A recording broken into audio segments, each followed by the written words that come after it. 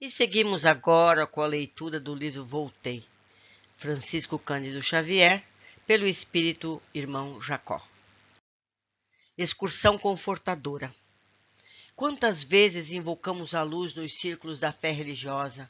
Despreocupados, aconselhamos amigos que a procurem, e em muitas ocasiões, inadvertidamente, receitamo-la para os irmãos que consideramos nas sombras. Através de conversações ociosas, indicamos criaturas que não a possuem e sempre que tomamos a palavra em público, suplicamo-la para o mundo em altos brados. Em verdade, semelhante cooperação é oportuna e salutar quando baseada na sinceridade e na reta intenção. Todavia, frequentemente olvidamos a palavra do Senhor que nos recomendou aproveitar as oportunidades da experiência humana na iluminação de nós mesmos através do devotamento ao próximo. O problema avultava em minhas cogitações. Os amigos nada me sugeriam, nada reclamavam. Amparavam-me sorridentes e felizes. No entanto, as irradiações brilhantes de que as faziam acompanhar constituíam silenciosa advertência. Eu não providenciara luz para mim mesmo, conduzira muitos desencarnados à fonte sublime das claridades evangélicas, mas esquecera as próprias necessidades. Doutrinara muita gente, ou pretendia haver doutrinado, e em todo o meu movimento verbal da pregação cristã, salientar o imperativo da luz para os corações humanos. Contudo, agora que participava de uma sociedade espiritual, reconhecia a opacidade de minha alma. Mantinha-se-me o perispírito do mesmo aspecto em que me caracterizava na experiência física.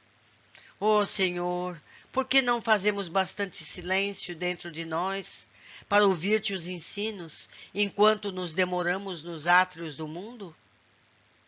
Amparo filial. A sós com Marta, de vez que o irmão Andrade retornara às obrigações que lhe eram habituais, a fim de reencontrar-me à noite, não dissimulei a tristeza que me asfixiava. Encontrando-me em lágrimas, a filhinha esforçou-se para reconfortar-me. Estava amargurado, vencido, expliquei-lhe, albergado num campo tranquilo, onde todas as bênçãos da amizade me sorriam.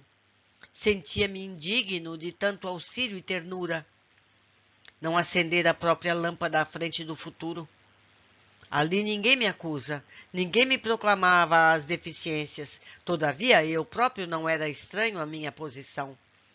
Não lhe falava com a expressão caprichosa da zanga juvenil, mas com o profundo sentimento do homem que se vê desencarnando num momento para o outro, enganado nas melhores intenções. Marta, porém, pediu-me serenidade e reflexão. Asseverou que inúmeras pessoas desencarnam em minhas condições e que naquele núcleo de trabalhadores ninguém se julgava maior. Muitos companheiros traziam densa obscuridade consigo e nem por isso deixavam de operar, contentes e serviçais na conquista de mais nobres expressões da personalidade. Não era lícito entregar-me daquele modo ao desânimo, ainda que houvesse perdido o tempo de todo, não me cabia supor que as lágrimas bastassem ao trabalho reparador. Competia-me o trabalho de renovação incessante para o bem. Viagem feliz. Reparando o meu sincero propósito de reajustamento, Marta, bondosa, naturalmente interessada em consolar-me, propôs uma excursão rápida. Dispunha das horas para auxiliar-me. Ela sabia de meu íntimo desejo de visitar a Califórnia, atendendo os apelos do coração. Por lá, alguns laços queridos me aguardavam o espírito. Acariciei o projeto com alegria quase infantil. A inquietação e a curiosidade que me marcaram os passos infantis. A inquietação e a curiosidade que me marcavam os passos na jornada terrestre estavam inteiras dentro de mim. Além disso, a excursão teria maravilhoso caráter sob o esplendor solar. Abafei as preocupações que me torturavam e aprestei-me. Em breve tempo, achávamos-nos fora do abençoado posto de serviço e refazimento. A claridade do dia, as vizinhanças não apresentavam senão o aspecto de longa massa de matéria opaca. Nas cercanias, não cheguei a vislumbrar nem mesmo a ponte que reconhecera na noite da véspera. E distanciamo-nos do burgo venturoso, notei que atravessávamos outras colônias espirituais, cheias de vegetação e casario, embora menos ricas de beleza. Respondendo-me às interpelações, informou-me a filha do que sempre nos é dado visitar os planos inferiores e consultá-los, não se verificando o mesmo quanto às esferas superiores, relativamente às quais precisamos satisfazer a necessária preparação. Penso que estacionaria longo tempo nas paisagens sob os meus olhos, se Marta, docemente, não me chamasse a atenção para os objetivos que nos conduziam. Nestes planos, disse minha filha, a ligação mental com a Terra ainda é enorme. Muita gente que matou o tempo vive por aí com sede de reavê-lo. São saudosistas da experiência da carne que estimam viver, por enquanto, quase que exclusivamente do passado. Não praticam males graves, porém não se aplicam ao bem, tanto quanto deveriam. Queixa-se os de 1000 infortúnios, mas recusam qualquer norma regenerativa. Graciosamente acentuou. É o pessoal da omissão. Supunha-nos muito longe de atingir a estação de destino, quando a ternura filial me indicou a linda paisagem da Califórnia.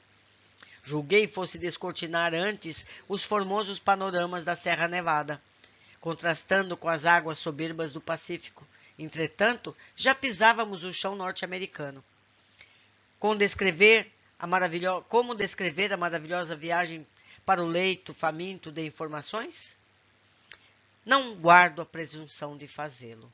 Temos aqui em jogo forças e elementos inapreciáveis ao senso contemporâneo, e seria tão difícil explicar minha rápida jornada ao oeste dos Estados Unidos, quanto seria impraticável qualquer narrativa por parte de um homem comum aos seus vizinhos, depois de haver viajado no espaço com velocidade mais ou menos semelhante ao da luz ou ao do som.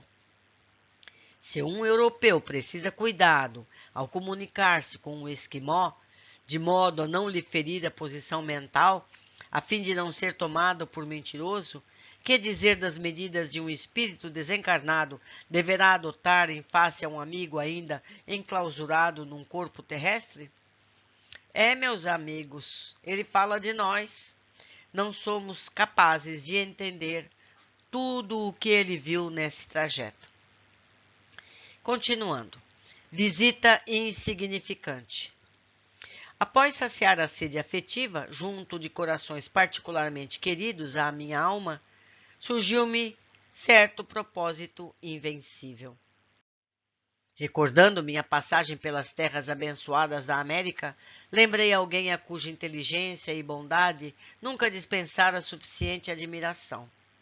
Fitou minha filha, como que adivinhar os pensamentos. Antes, porém, que me dirigisse a palavra, consultei de improviso.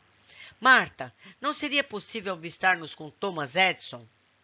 Ela sorriu compreensiva, deu-me o braço generoso e tomamos a direção norte. Decorridos alguns minutos, alcançávamos sublime paisagem. Além. Nós, que defrontávamos extensas comunidades, evidentemente ligadas à herança espanhola, aportávamos agora em vasto círculo de educação anglo-saxônica. Passei a usar o inglês para melhor entender-me. Conduziu-me Marta ao nobre edifício, onde expôs o propósito que nos movia a um cavalheiro de respeitável figura.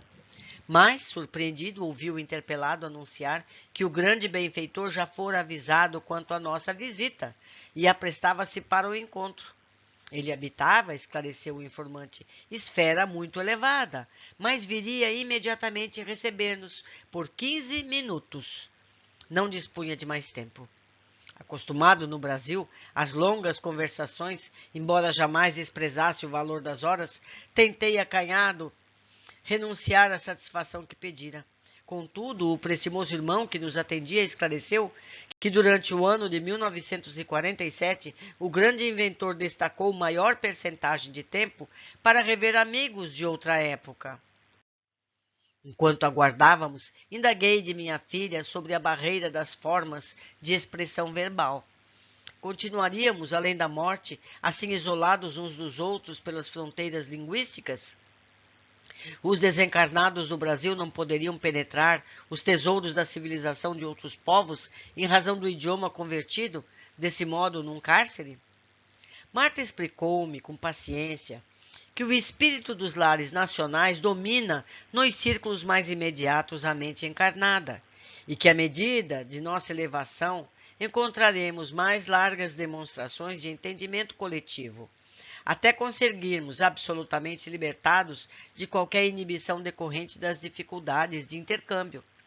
Acentuou que os agrupamentos temporários em que estacionávamos, os espíritos, em maioria, são obrigados ao retorno à carne, a fim de prosseguirem no aprendizado e de toda a libertação, toda a sublimação, que tem o seu preço correspondente em esforço próprio. Se nos encontramos na realização A, por mais desejemos a realização B, não lhe atingiremos as vantagens sem preparo, serviço e aplicação. A palavra de um grande benfeitor. Demorávamos-nos entretidos na palestra reconfortante quando vi Edson em pessoa.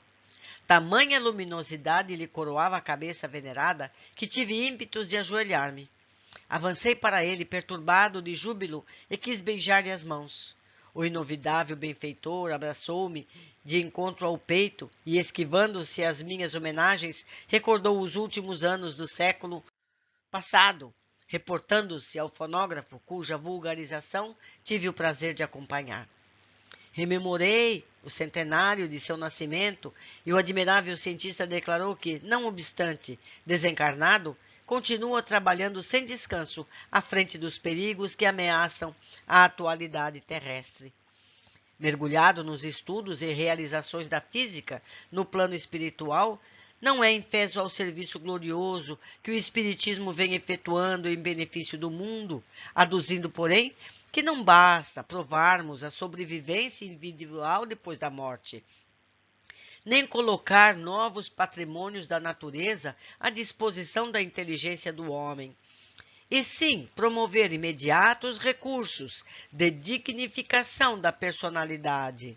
Alongando-se no assunto, comentou categórico a necessidade de ajustamento da razão aos fundamentos divinos da vida, a fim de que os processos educativos no mundo observem o imprescindível respeito à fonte da criação eterna.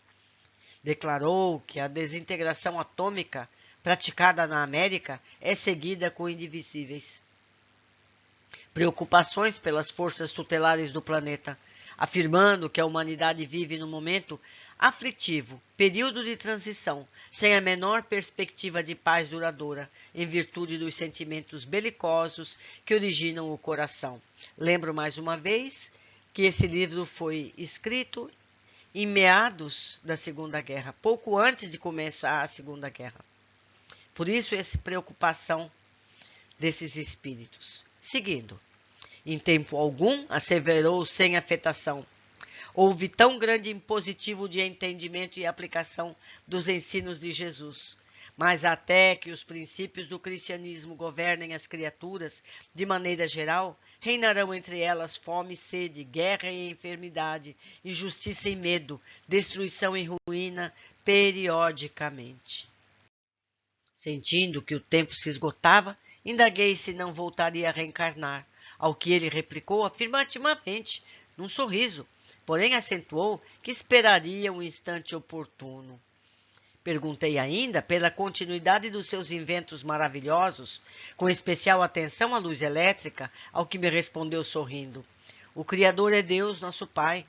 Somos simples instrumentos dos desígnios sábios e justos dele. As invenções continuam na esfera transposta e no círculo em que respiramos presentemente. Agora, porém, meu caro Jacó, não será a ocasião de inventarmos uma lâmpada divina e eterna que funcione para sempre dentro de nós mesmos?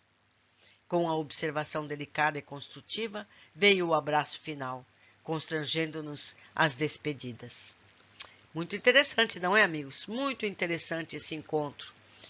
Ficamos por aqui hoje e voltamos no próximo capítulo. Um abraço.